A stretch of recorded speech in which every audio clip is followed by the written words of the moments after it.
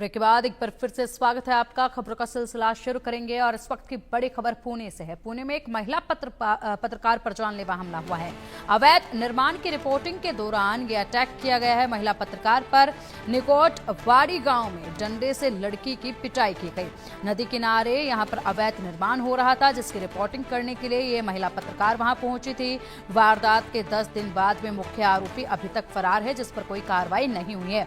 बेहद ही शर्म की बात है ये, क्योंकि अवैध निर्माण हो रहा था। एक महिला पत्रकार वहां पर उसकी कवरेज करने के लिए पहुंची थी, लेकिन वहां पर महिला पत्रकार की ही पिटाई कर दी गई। डंडे से बुरी तरीके से महिला पत्रकार को पिटा गया है। और इससे भी बड़ी शर्म की बात यह कि 10 दिन हो चुके हैं वारदात को, लेकिन बावजूद इसके मुख्य आरोपी अभी भी फरार है।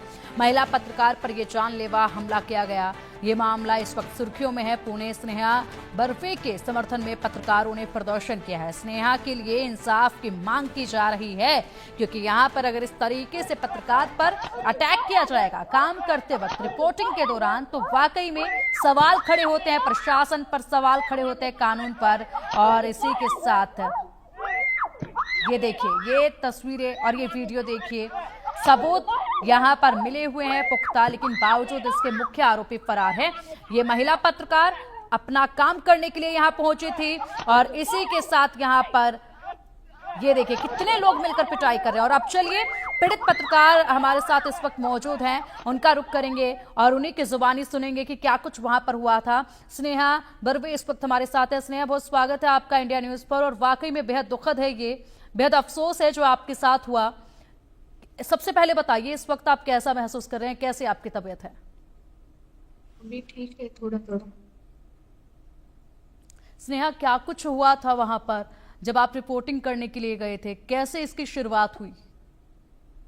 4 तारीख को मैं उधर मंचर में निगोटवाड़ी के हद में रिपोर्टिंग करने गई थी, न्यूज कवर करने गई थी। उधर नाला है और नाले के ऊपर बहुत सारी मिट्टी और मिट्टी डाली है और उसके ऊपर नाला आधा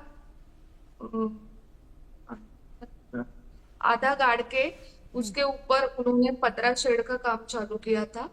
वो न्यूज कवर करने गई थी मैं। और उधर वो नाले के ऊपर पतरा शेड का काम चालू था और उसके बाजू में ही भाजी मंडई है। तो नाले को बाढ़ आने के बाद वो भाजी मंडई में सब पानी जाएगा, इसलिए वो न्यूज कवर कर रही थी मैं। और उसी टाइम जो पांडुरंग मोरडे है, उसने मुझे पीछे से आकर डंडे से सिर पे मारा। स्नेहा, आपको डायरेक्ट आके पीछे से हिट किया गया, यानी कि आपको आकर वहां पर कोई बहसबाजी इन लोगों ने नहीं की, बातचीत नहीं की, ये नहीं कहा कि आप चले जाएं, सीधा आप पर अटैक कर दिया गया? सीधा अटैक कर दिया। कितने लोग थे यहाँ पर? उधर पांडुरंग मोरडे और उसके साथी 8-10 लोग थे। इसमें तस्वीरों में हम देख पा रहे हैं कोई महिला भी नजर आ रही है, तो महिलाएं भी शामिल थी इसमें? नहीं नहीं, महिला वो मुझे छोड़ने के लिए आ रहे। तो महिला वहां पर जो मौजूद थी वो आपको बचाने के लिए आ रही थी आसपास में, और ये लोग पिटाई कर रहे थे। इसके बाद इसकी कंप्लेंट आपने कब की? मैंने नहीं की, वो जो महिलाएं थी ना उधर, उन्होंने जाके पुलिस थाने रिपोर्ट किया। तो इसके बाद पुलिस अधिकारियों ने क्या जवाब इस पर दिया, क्या एक्शन इस पर लिया? पुलिस अधिकारियों ने गुना दाखिल कर दिया, लेकिन एक्ट जो है वो बहुत नॉमिनल लगा है। बहुत कलम नॉमिनल एक्ट लगाए गए। जानलेवा हमला किया गया, उसका कोई एक्ट लगा?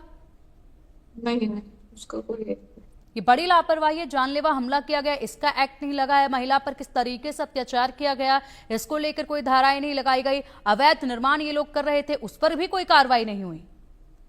नहीं, कुछ कार्रवाई नहीं। और जो अतिक्रमण कर रहे थे उसकी सब मैंने मालूमात ली थी और उसके बाद मैं रिपोर्टिंग करने गई थी उधर।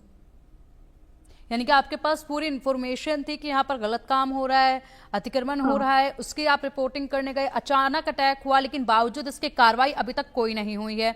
मुख्य आरोपी कह रहे हैं कि अभी भी फरार है, किसी पर भी कोई कार्रवाई अभी तक नहीं हुई। मुख्य आरोपी पैर को चोट आई है, उसकी वजह से वो अस्पताल में एडमिट था, लेकिन मुझे मारने के बाद उसको किसी ने मारा भी नहीं, तो भी उसको चोट कैसे आई ये पुलिस ने जानना चाहिए था। लेकिन अभी भी वो उसको पकड़ नहीं रहे पुलिस लोग। हम्म।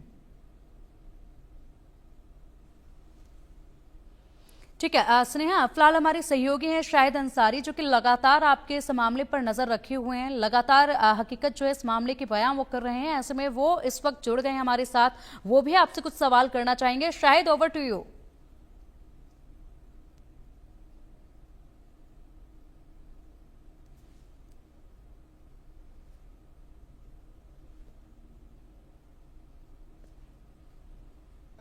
जो पत्रकारों पर होने वाले हमलों को लेकर हमेशा से जो है आगे रहा है। आपके भी इस घटना को लेकर जो है वो भी निंदा करते हैं। हमारी जो बातचीत हुई है क्राइम रिपोर्टर एसोसिएशन के अध्यक्ष विशाल सिंह ने कहा है कि जल्द ही इस मामले को लेकर हम राज्य सरकार से बात करेंगे। इसने हाँ, जहां तक मैं जानता हूं यहाँ पे जो वारदात हुई है, यहाँ पे जो नाला है, शायद आपने बहुत ज्यादा तफसील से नहीं बता पाए, तो मैं आपको बताता हूँ। क्या जो मैं देख रहा हूँ, क्या यही बात है कि जो नाला रहा है यहाँ पे कुछ अवैध कंस्ट्रक्शन हुआ है, और उसके बाद आपके पास जो है जो सब्जी मंडी के लोग थे उन्होंने शिकायत की है कि अगर बारिश का पानी आएगा और जब जल जमाव होगा तो इस नाले में अवैध कंस्ट्रक्शन की वजह से जो पानी है, गंदा पानी है, वो सब्जी मंडी में जाएगा, जिसको लेकर सब्जी मंडी में जो लोग हैं, जो छोटे व्यापारी हैं हमारे, उनको दिक्कत होगी। उन्होंने आपसे इसको लेकर शिकायत की थी कि आप इसकी रिपोर्टिंग करें। आपने इस पूरे मामले में क्या देखा था और फिर इसके बाद ही आप वहां पहुंची थी? जी बताइए।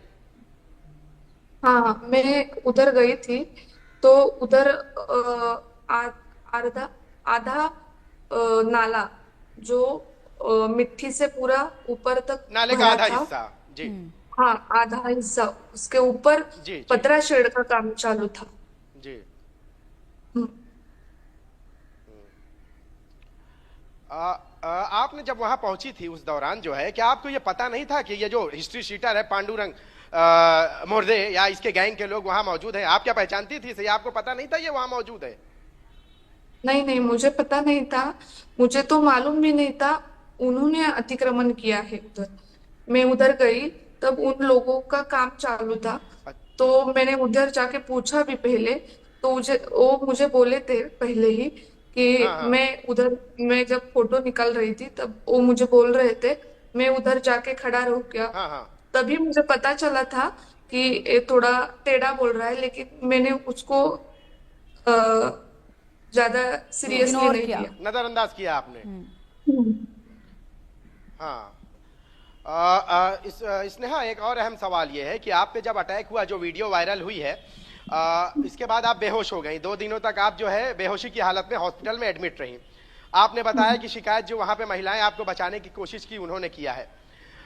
2 सवाल है मेरे। क्या इसमें आपके ऊपर जो अटैक हुआ है, क्या इन आरोपियों के खिलाफ आर्म्स एक्ट या गैर आर्म्स एक्ट और उसके बाद जानबूझकर जान से मारने की कोशिश या पत्रकार सुरक्षा कायदा, इन तीनों किसी भी धाराओं के तहत पुलिस ने मामला दर्ज किया? क्या पुलिस ने इस बारे में कोई बातचीत की आपसे अब तक? नहीं, नहीं किया। उन्होंने ये तीनों एक्ट नहीं लगा दिए। अच्छा। पिंकी, देखिए जो अभी स्नेहा से मेरी बातचीत हुई है, आपको मैं बता दूं कि स्नेहा बरवे एक पत्रकार है। 8 साल से वो इस पेशे में है, और चूंकि जिस एरिया में ये गई थी, ये पांडुरंग जो है ये हिस्ट्री शीटर या और सत्ताधारी पक्ष का करीबी है। और उस दूसरी अहम बात यह है कि जो देखिए किसी भी मामले में जो है, ये तो पत्रकार तो है ही है, पत्रकार सुरक्षा कायदा इसके तहत तो मामला दर्ज होना ही चाहिए था। लेकिन इसके साथ साथ जिस दबंगई से आप देखिए कि जो स्टिक जो हाथ में जो है डंडे वगैरह लेकर इन पे हमला किया गया, तो आपको मैं बता दूं कि ये सिर्फ पत्रकार के साथ नहीं, किसी आम आदमी के साथ भी कुछ होता है तो उसमें जो है आर्म्स एक्ट और इसके साथ साथ जो है जान से मारने की कोशिश, इन धाराओं के तहत भी मामला दर्ज होना चाहिए। लेकिन हैरानी इस बात की है कि जो पुलिस ने मामला दर्ज किया है वो एक सरसरी तौर पर जो है लड़ाई झगड़े की ये धाराओं के तहत एफआईआर दर्ज कर ली ताकि आरोपी को जो है मोहलत दी जा सके। इसमें से ये भी मालूम पड़ा है कि कुछ आरोपियों को जमानत भी मिल गई है। शायद इस पर एक सवाल महत्वपूर्ण, शायद जो मुख्य आरोपी जी, इस पर एक महत्वपूर्ण सवाल ये कि ये धाराएं जो दर्ज नहीं की जा रही हैं, कार्रवाई नहीं हो रही है, कोई एक्शन इस पर ठोस अभी नहीं उठाया गया, किसका दबाव है? किसके दबाव के चलते इस मामले को दबाने की कोशिश हो रही है? जी पिंकी, सबसे अहम बात यह है कि वारदात 4 तारीख को हुई है और अगर ये वीडियो वायरल नहीं होता तो शायद स्नेहा बरुए जैसे ऐसे ना जाने राज्य में कितने जर्नलिस्ट हैं जो इस जुल्म के शिकार हो जाते हैं। और उसके साथ साथ जो है वो कभी भी सरकार या पत्रकार जो बिरादरी है या जो पत्रकार यूनियन है उनकी नजरों तक में भी नहीं आ पाते। स्नेहा बरुए के साथ सबसे जो वारदात हुई है वो बुरी हुई है, हम उसकी निंदा करते हैं, लेकिन इसके साथ साथ इसमें एक अच्छा ये हुआ है कि इसकी वीडियो जो है वो रिकॉर्ड हो गई है, जो सबूत के लिए बहुत अहम है। अब यह वीडियो जब वायरल हुई है तो उसके बाद से हो सकता है कि पुलिस के अंदर कुछ शर्म जाग जाए, हो सकता है कि पुलिस को ये समझ में आए कि एक पत्रकार अपनी जो है ड्यूटी निभा रही थी और उसके साथ एक महिला पत्रकार के साथ आप उसकी चीखें सुने, स्नेहा की जो चीख है वो सुन के अगर उनका जमीर जाग जाए तो संभव है कि उसके खिलाफ जो है गंभीर धाराओं के तहत मामला दर्ज किया जाए। जहां तक मुझे पता चला है कि वो आरोपी खुद जो है एडमिट है हॉस्पिटल में और ये कह रहा है कि उसके पांव में चोट लगी है। तो यानी कि आप सोचिए ये कि कानून और नियम का जो नंगा नाच हो रहा है और एक पत्रकार के साथ जो है जुल्म ज्यादती का जो नंगा नाच हो रहा है वो आपको देखने को मिल रहा है।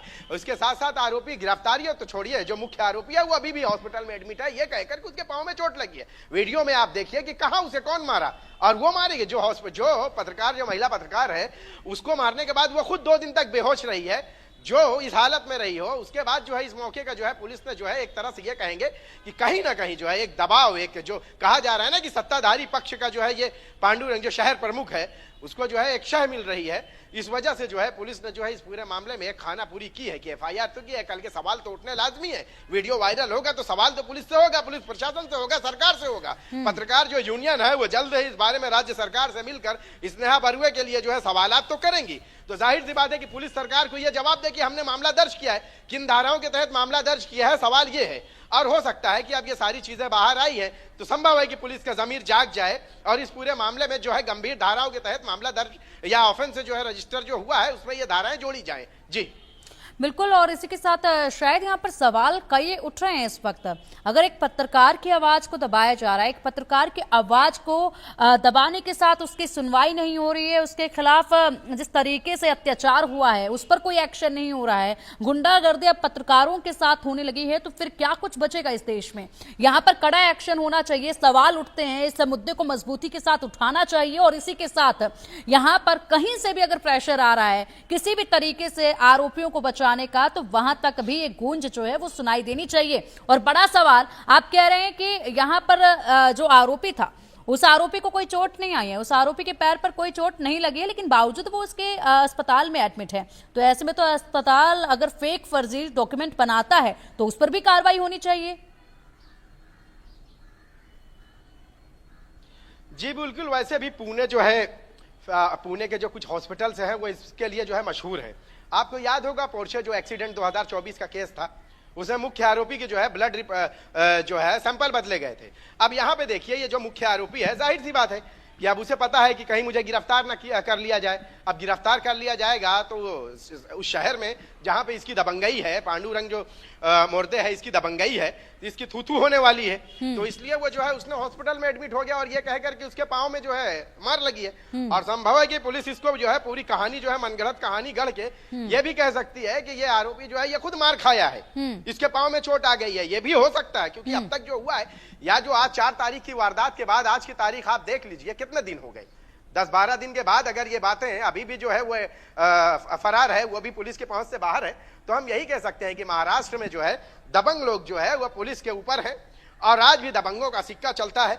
ऐसे दबंग जिनका सत्ताधारी पक्ष से संपर्क है, ऐसे दबंग जिनको सत्ताधारी पक्ष का समर्थन है, ऐसे दबंग जिनको सत्ताधारी पक्ष का सपोर्ट है, जो शहर प्रमुख होते हैं और उसके बाद जो है किसी भी महिला पत्रकार के साथ जो है इस तरह की वारदात अंजाम देते हैं, वो पत्रकार जो उस सब्जी मंडी के उस किसानों को लेकर जो है वहां आवाज उठाने जाती है, क्योंकि उस नाले को जो है पाट कर जो है अवैध रूप से बनाया जा रहा है। और जाहिर सी बात है कि जब बारिश होगी, पानी जमा होगा, तो उसका पानी उस सब्जी मंडी में, उन गंदा पानी जो है उस सब्जी मंडी में आएगा जहां वो किसान जो है अपनी दुकानें लगाते हैं। तो उस किसानों की आवाज, उस सब्जी मंडी के लोगों की आवाज सुनकर वहां पहुंची। जी शायद अगर देखा जाए तो बहुत सारी सच्चाइयां उजागर हो रही हैं। स्नेहा के साथ जो अत्याचार हुआ है, जो मारपीट हुई है, उसके बाद पूरी तरीके से हर एक महकमे की पोल खुली है। और पोल ऐसे खुली है कि यहाँ पर ये लोग पहले से ही अपराधी थे, पूरी इनकी एक गैंग थी, उसके ऊपर से ये अतिक्रमण करते हैं और अतिक्रमण करने के साथ गुंडागर्दी करते हैं। अतिक्रमण ऐसे ही नहीं किया जाएगा, कहीं ना कहीं से समर्थन मिल रहा है और बहुत हाई लेवल से ये समर्थन मिल रहा है, इसलिए अतिक्रमण करने की ये हिमाकत हो रही है।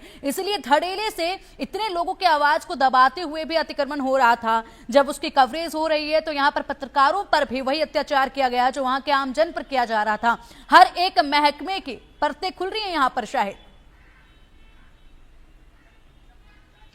जी बिल्कुल बिल्कुल जी, जिस तरह से देखिए आप बहुत पिंकी, बहुत ही आसानी से हम समझ सकते हैं। एक नाला है जिसमें किसी भी तरह से कोई पाटने का काम नहीं किया जा सकता, पानी की निकासी का रास्ता है।